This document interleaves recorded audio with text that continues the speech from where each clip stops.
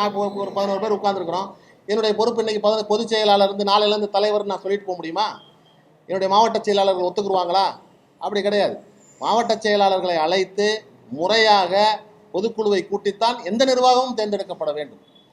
வழக்கு இருக்கும் பொழுது கட்சியிலே மேலும் குழப்பத்தை ஏற்படுத்துகின்ற வகையிலே தொடர்ந்து தமிமுன் அன்சாரி செயல்பட்டு வருவதால் கட்சி பேரிலேயே ஜனநாயகம் இருக்க வேண்டும் என்பது வலியுறுத்தி எதுக்கு சேர்த்தோம்னு சொன்னா, கட்சியில ஜனநாயகம் இருக்கணும் அப்படிங்கிற அடிப்படையில் சேர்த்தோம்.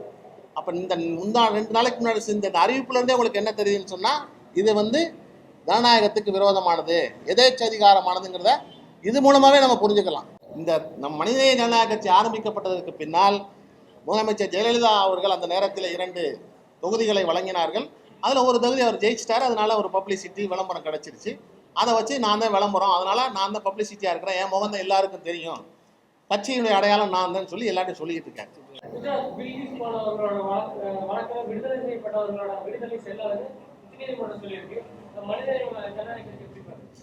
நிச்சயமா இன்றைக்கும் நீதிமன்றத்தின் மூலமாக வாழ்ந்து கொண்டிருக்கின்றது என்பதை மனிதநேய ஜனநாயக கட்சி நம்புகிறது. தொடர்ந்து அதற்கான முழுமையான தீர்ப்பு, நம்பிக்கையான தீர்ப்பு வர வேண்டும் என்று மனிதநேய ஜனநாயக கட்சி எதிர்பார்க்கும். மனிதநேய ஜனநாயக கட்சியில் தொடர்ந்து குழப்பங்களை விளைவித்து கட்சி நிர்வாகிகளுக்கு மரியாதை அளிக்காமல் எதேச்சதிகாரத்தோடு தொடர்ந்து செயல்பட்டு வந்த முன்னாள் சட்டமன்ற உறுப்பினர் திரு தமிமுன் அன்சாரி அவர்கள் கடந்த பிப்ரவரி மாதம் 18ஆம் தேதி திண்டுக்கல்லிலே நடைபெற்ற மனிதநேய ஜனநாயக கட்சியினுடைய பொதுக்குழு கூட்டத்தில் கட்சியிலிருந்து தற்காலிக இடைநீக்கம் செய்யப்பட்டார். அவர் இடைநீக்கம் செய்யப்பட்டதற்கு பிறகு அந்த தகவலை தேர்தல் ஆணையத்திலே நாங்கள் தெரிவித்திருக்கின்றோம், முறையாக அறிவித்திருக்கின்றோம். இது சம்பந்தமான விசாரணை தேர்தல் ஆணையத்திலே நடைபெற்று கொண்டிருக்கின்றது. இந்த நிலையில் கடந்த 4/1/2014 தஞ்சாவூரிலே ஒரு 11 பேர் கொண்ட ஒரு குழுவை கூட்டி, அவருக்கு ஆதரவான ஒரு 11 பேர் கொண்ட ஒரு குழுவை கூட்டி தன்னைத்தானே இந்த கட்சியினுடைய தலைவர் என்று அறிவித்திருக்கின்றார். மனிதநேய ஜனநாயக கட்சியினுடைய தலைவராக தமிமுன் அன்சாரி, பொதுச் செயலாளராக நாசர், பொருளாளராக ரிஃபா இனிமேல் செயல்படுவார்கள் என்று ஒரு 11 பேர் கொண்ட குழு அறிவித்திருக்கின்றது. அறிவித்து அது வலைதளங்களிலே பரப்பப்பட்டிருக்கின்றது. சில செய்தி ஏடுகளிலும் அது வந்திருக்கின்றன. இந்த செயல் வன்மையாக கண்டிக்கத்தக்கது. இது சம்பந்தமான ஒரு புகார் மனுவும் தேர்தல் ஆணையத்தில் நாங்கள் விரைவிலே கொடுக்க இருக்கின்றோம். இன்றைய பத்திரிகையாளர் சந்திப்பினுடைய நோக்கம் மனிதநேய ஜனநாயக கட்சியினுடைய பொதுச் செயலாளராக திண்டுக்கல்லிலே கடந்த பிப்ரவரி மாதம் நான் தேர்ந்தெடுக்கப்பட்டேன். அன்றைய தினம் முதல் இன்றைய தினம் வரை தொடர்ந்து இந்த கட்சியை வீரியமாகவும் மிகுந்த செயல்பாடு மிக்க ஒரு கட்சியாகவும் தொடர்ந்து வழிநடத்தி தமிழகம் முழுவதும் தொண்டர்கள் உற்சாகமாக பணியாற்றி கொண்டிருக்கின்றார்கள். கடந்த பெருவெள்ளத்தின் போது கூட சென்னையிலும் சரி, அந்த தென் மாவட்டங்களில் தூத்துக்குடி, கன்னியாகுமரி, நெல்லை, தென்காசி உள்ளிட்ட மாவட்டங்களிலும் சரி, நம்முடைய தொண்டர்கள் தீவிர களப்பணி செய்து மீட்பு பணிகளிலே ஈடுபட்டார்கள். இந்த சூழலிலே கட்சியினுடைய பெயரை, கட்சியினுடைய புகழுக்கு களங்கம் விளைவிக்கின்ற வகையிலே இதுபோன்று தன்னிச்சையாக செயல்படும் ஒரு குழுவினரை, தமிமுன் அன்சாரி தலைமையிலான அந்த குழுவினரை விரைவில் நடவடிக்கை எடுக்கும் பொருட்டு இந்த மாத கடைசியிலே கட்சியினுடைய பொதுக்குழு சென்னையிலே நடத்தவிருக்கின்றோம். அந்த பொதுக்குழுவிலே இது சம்பந்தமான அடுத்த கட்ட நடவடிக்கை என்ன எடுப்பது என்பது குறித்து மாவட்ட செயலாளர்களிடம் ஆலோசனை செய்து முடிவெடுக்கப்படும்.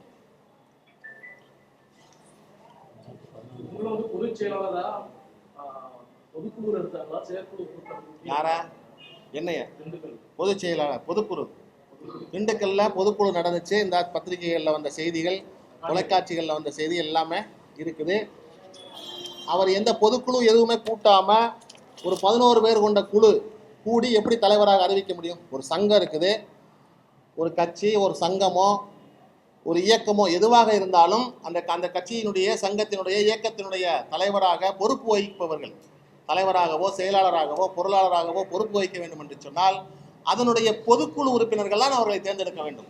11 பேர் கொண்ட எந்த குழு, இப்போ நான் ஒரு 11 பேர் உட்கார்ந்துருக்கிறோம், என்னுடைய பொறுப்பு இன்னைக்கு பொதுச் செயலாளர் இருந்து நாளையிலேருந்து தலைவர் நான் சொல்லிட்டு போக முடியுமா? என்னுடைய மாவட்ட செயலாளர்கள் ஒத்துக்குருவாங்களா? அப்படி கிடையாது. மாவட்ட செயலாளர்களை அழைத்து முறையாக பொதுக்குழுவை கூட்டித்தான் எந்த நிர்வாகமும் தேர்ந்தெடுக்கப்பட வேண்டும். ஆகவே இப்படியான ஒரு அறிவிப்பை வன்மையாக நம்ம கண்டிக்கின்றோம். வழக்கு இருக்கும் பொழுது கட்சியிலே மேலும் குழப்பத்தை ஏற்படுத்துகின்ற வகையிலே தொடர்ந்து தமீமுன் அன்சாரி செயல்பட்டு வருவதால் இந்த மாதம் இறுதியிலே கூட்டப்படுகின்ற பொதுக்குழுவிலே ஒரு நல்ல முடிவு அவர் சம்பந்தமாக எடுக்கப்படும் என்று உங்களுக்கு கூறிக்கொள்கின்றேன்.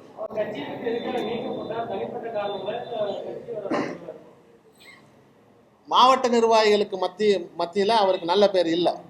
தொடர்ந்து மாவட்ட நிர்வாகிகளை தரக்குறைவாக பேசுவது, மரியாதை குறைவாக பேசுவது, எதேச்சதிகாரமாக பேசுவது. இந்த கட்சி தொடங்கப்பட்டதனுடைய நோக்கமே உட்கட்சி ஜனநாயகம் இருக்க வேண்டும் என்பதற்காகத்தான். 2016 நாங்கள் தொடங்கினோம். அதனால தான் மனிதநேய ஜனநாயக கட்சியின் பேர் வச்சோம். மனிதநேய கட்சி பேர்லேயே ஜனநாயகம் இருக்க வேண்டும் என்பது வலியுறுத்தி எதுக்கு சேர்த்தோம்னு சொன்னால் கட்சியில் ஜனநாயகம் இருக்கணும் அப்படிங்கிற அடிப்படையில் சேர்த்தோம். அப்போ இந்த 2 நாளைக்கு முன்னாடி இந்த அறிவிப்புலேருந்தே உங்களுக்கு என்ன தெரியுதுன்னு சொன்னால் இது ஜனநாயகத்துக்கு விரோதமானது, எதேச்சதிகாரமானதுங்கிறத இது மூலமாகவே நம்ம புரிஞ்சுக்கலாம். இந்த மாதிரி கடந்த சில ஆண்டுகளாக அவர் செயல்பட்டு வந்ததனால் மாவட்ட செயலாளர்களுக்கு மத்தியிலே அதிருப்தி ஏற்பட்டு அது சம்பந்தமாக முடிவெடுக்க வேண்டும் என்ற நோக்கத்தோடு திண்டுக்கல்லிலே அந்த பொதுக்குழு கூட்டப்பட்டு அந்த பொதுக்குழுவிலே முடிவெடுக்கப்பட்டது, நடவடிக்கை எடுக்கப்பட்டது. யாரும் இல்லை, மாவட்ட செயலாளர்கள் யாரும் இல்லை. அவர் 11 பேர் கூடி இவர் தலைவரை, ஒரு பொதுச் செயலாளரை, ஒரு பொருளாளரை, ஒரு துணை பொதுச் செயலாளர்னு ஒரு அவரை சேர்ந்த ஆதரவாளர்கள்.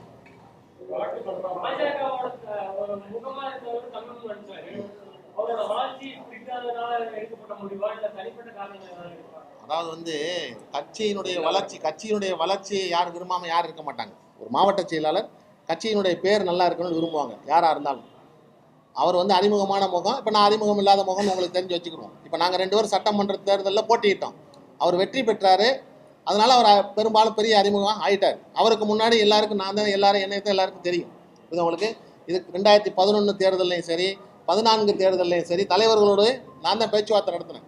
அந்த நேரத்தில் நாங்கள் வேற ஒரு கட்சியில் இருக்கும் பொழுது தலைவர்களோடு நடந்த எல்லா பேச்சுவார்த்தையிலையும் நான் தான் இருக்கிறேன். கலைஞரோடும் சரி, ஜெயலலிதா அம்மாவோடும் சரி, பேச்சுவார்த்தையிலே முழுமையாக நான் தான் கலந்திருக்கின்றேன். தமீமுன் அன்சாரி அப்போ கட்சியினுடைய அடையாளம் கிடையாது.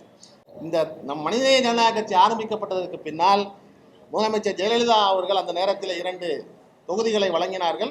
அதில் ஒரு தொகுதி அவர் ஜெயிச்சிட்டார். அதனால ஒரு பப்ளிசிட்டி விளம்பரம் கிடைச்சிருச்சு.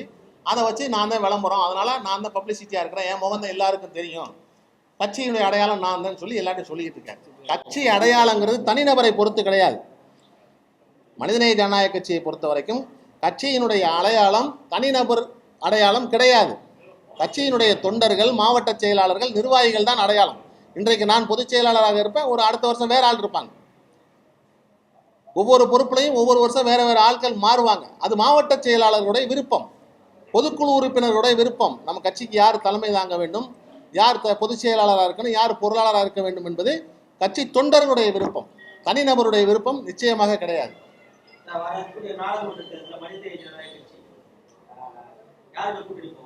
எல்லாமே இந்த பொதுக்குழுவில் நம்ம முடிவெடுப்போம். தனிச்சு நாங்கள் சொல்ல முடியாது. பொதுக்குழு இந்த மாத இறுதியில் சென்னையில் தான் கூட்டுறோம். நிச்சயமாக அந்த பொதுக்குழு ஒரு முடிவெடுத்து உங்களுக்கு சொல்லுவோம். இல்லை, அது மாவட்ட செயலாளர்கள் வரட்டும், அவங்க என்ன நினைக்கிறாங்கன்னு சொல்லட்டும். அதை நம்ம அதன் அடிப்படையில் நம்ம முடிவெடுப்போம்.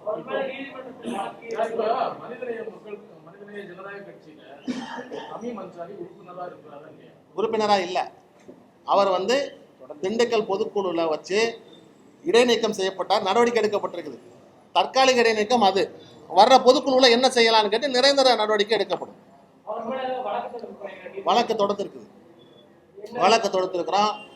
கமிஷனர் அலுவலகத்தில் புகார் கொடுத்துருக்குறோம். அது சம்பந்தமான விசாரணைகள் போய்கிட்டு இருக்கு.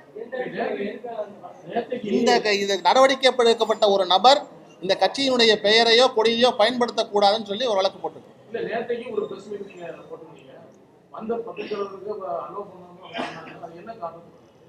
அதாவது வந்து ஒரு 4 பேரை அவர் தஞ்சாவூர்லேருந்து அனுப்பியிருக்காரு. தஞ்சாவூர்லேருந்து ஒரு 4 பேரை அனுப்பி இந்த இடத்துல ஒரு மாசல் நின்று கத்த சொல்லியிருக்காரு. மாசல் நின்று அவங்க கத்தின உடனே போலீஸ் வந்து ஒரு அசாதாரண சூழ்நிலையில் நினச்சி அவங்க வந்து அந்த நேரத்தில் அவங்க வந்து நிறுத்திட்டாங்க. வேற ஒரு நாளில் நீங்கள் நடத்துங்க, நாங்கள் இதை எதிர்பார்க்கலன்னு சொல்லி அவங்க சொன்னாங்க. அதனால் அவங்களுடைய வேண்டுகோளை ஏற்று இன்றைக்கி நாங்கள் பத்திரிகையாளர் சந்திப்பு வச்சுருக்கோம். அன்றைய தினம் வந்து சென்னை மாவட்ட நிர்வாக ஆலோசனை கூட்டம் மட்டும் நடந்துச்சு. மேலே வச்சுக்கிற சாயங்காலம் 4 மணி வரைக்கும் நடந்துச்சு. 4 மணி வரைக்கும் அன்றைய தினம், அதாவது முந்தா நாள், சென்னை மண்டலத்தைச் சேர்ந்த கிட்டத்தட்ட 10 மாவட்டம் இருக்குதுங்க. 10 மாவட்ட செயலாளர் இருக்கிறாங்க. மாவட்ட செயலாளருடைய கூட்டம் அந்த நேரத்தில் நடந்துச்சு. இந்த பிரச்சனையை தவிர்த்து குஜராத் பில்கிஸ் போனவர்களோட வழக்கில் விடுதலை செய்யப்பட்டவர்களோட விடுதலை செல்லாது உச்சநீதிமன்றம் சொல்லியிருக்கு. நிச்சயமா இன்றைக்கும் நீதிமன்றத்தின் மூலமாக வாழ்ந்து கொண்டிருக்கின்றது என்பதை மனிதநேய ஜனநாயக கட்சி நம்புகிறது. தொடர்ந்து அதற்கான முழுமையான தீர்ப்பு, நம்பிக்கையான தீர்ப்பு வர வேண்டும் என்று மனிதநேய ஜனநாயக கட்சி எதிர்பார்க்க. அதான் அவங்க என்ன சொல்லியிருக்காங்கன்னு சொன்னால், வழக்கு நடந்த இடம் வேறு மாநிலம், நீங்கள் அதை விடுதலை செய்யக்கூடாதுன்னு சொல்லியிருக்காங்க. குஜராத் அரசு அதை விடுதலை செய்யக்கூடாது. வழக்கு மகாராஷ்டிராவில் நடந்ததுனால அங்கே தான் அவங்க அந்த அரசு தான் முடிவெடுக்கணும்னு சொல்லியிருக்கிறாங்க. இது வந்து தொடர்ந்து பாதிக்கப்பட்ட ஒரு பெண் கடுமையான முறையில் போராடி அவர்களுக்கு தண்டனை வாங்கி கொடுத்திருக்கிறார்கள். அது சாதாரணமாக குஜராத் அரசு விடுதலை செய்தது. அந்த விடுதலையை உச்சநீதிமன்றம் தடுத்து நிறுத்தி இருக்கின்றது. மீண்டும் அவர்கள் சிறையில் அடைக்க வேண்டும் என்று மனிதநேய ஜனநாயக கட்சியினுடைய விருப்பம்.